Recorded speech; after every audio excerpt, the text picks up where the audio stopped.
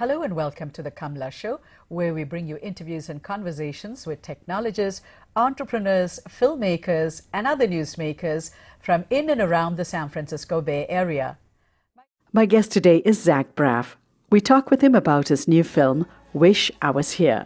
He directed and acted in the film. Here's a clip from the film and then an interview with Zach Braff. Damn it! Swear jar. The swear jar is all the money we have to send you to college, so you should be happy I curse. Well, if you can curse, then we all can curse. Is that what you want? For the next minute only, you can curse. Then Harry balls. I'm gonna be laid up for a while. I'm gonna need you to watch Coco. There's so much bad news all at once. What about my dream? I mean, doesn't God believe in my pursuit of happiness? No. Well, thank you.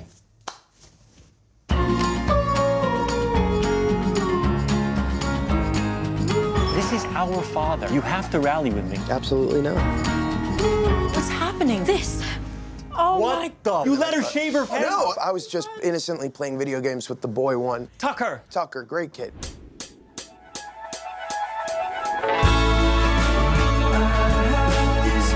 You can pick anyone you want, just as long as it's unique and amazing like you. Welcome to San Francisco. Thank you. So congratulations. Wish I Was Here. You went the Kickstarter route. Yes. How happy are you that you went the Kickstarter route? I'm thrilled. I mean, it was a wonderful experiment. That's the idea was, well, the traditional ways aren't working, and I was tired of banging my head against the wall. I saw an interview on 60 Minutes with Jeff Bezos, the CEO of Amazon, and he said, when someone said, what do you say about people complaining about the way things are done? And he said, complaining's not a strategy. And that really stuck with me. I thought sitting here complaining about film financing isn't a strategy. What's an out-of-the-box way to get this movie made? And so I went to the fans and said, look, I can put in a lot of my own money, but I can't pay for the whole movie. If you crowdfund it with me, buy t-shirts, buy tickets to early screenings in San Francisco with a Q&A, for example, we can make the movie together. And it was a total gamble. The fans rallied. 47,000 people made this movie with me. 46,625. I rounded up. Yeah. That's okay. But how happy are you? Because there was some criticism leveled against your Kickstarter campaign. Yeah. I think a lot of that criticism wasn't super well informed. One by one, the main criticisms were sort of debunked once people really read up on it, what it was. For example, one criticism was that I was somehow harming Kickstarter by being somewhat high profile using it.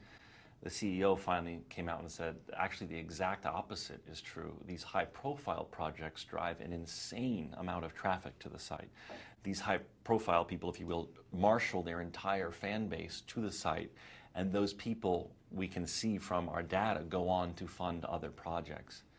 So one by one, the sort of critiques that came out early when it was all unknown and there was a lot of misinformation kind of got debunked. So that was something surprising for me that I had to deal with, but it all worked out well because here we are talking about it in San Francisco. Were you also involved with the Internet's Own Boy?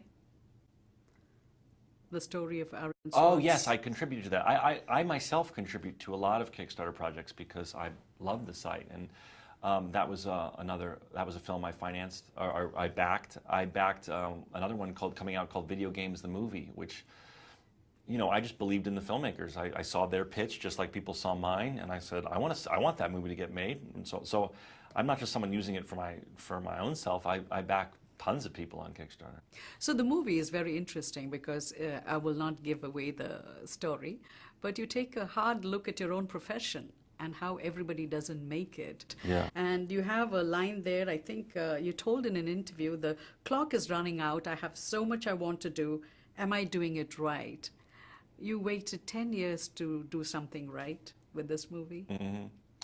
Well, I don't want to put my name on stuff that I don't like. You know, I could have obviously in 10 years since Garden State made a big studio romantic comedy or done something that I wouldn't necessarily want to see. But my mantra to myself is that I don't want to make projects that I wouldn't want to see. And whether it be theater or film or TV, I want to make stuff that I would, if I saw a trailer, I'd want to go see that, because that's what's worked for me in the past. So stick with what works. And so I refrained from making other projects that didn't work out, or where I didn't have full artistic control of them. And I was blessed, because of my fans, to have full artistic control of this project. And you had your brother Adam Braff work with you on this. Yes, I co-wrote it with my brother Adam. Okay. Final question, how did you get Mandy Patamkin to be part of the movie? Because you were shooting for Homeland and then running over to LA or wherever you're shooting. Well, this is another example of what the fans did for me. Mandy Patamkin would never have been able to be in this movie without the fans, because his schedule on Homeland was so crazy. No studio or financier would have okayed what we had in mind schedule-wise, because if there was any slip-up, we would have been left without a star. But because I was the CEO of the mini corporation, of the mini studio that was this movie, because of the fans, we were able to call the showrunner of his show and say, can we have a gentleman's agreement? We can't have it, I understand we can't have it in contract, but can we have a gentleman's agreement that he'll be there Monday morning? And he said yes, and Mandy was there Monday morning. So I was able to make sort of executive decisions that a corporation with shareholders couldn't possibly make. Did he sing for you? Of course he sang for me. He actually blew the shofar for me. We were shooting on Rosh Hashanah, and he took out a ram's horn out of his pocket and blew the shofar for me. Thank you so much. Thank you.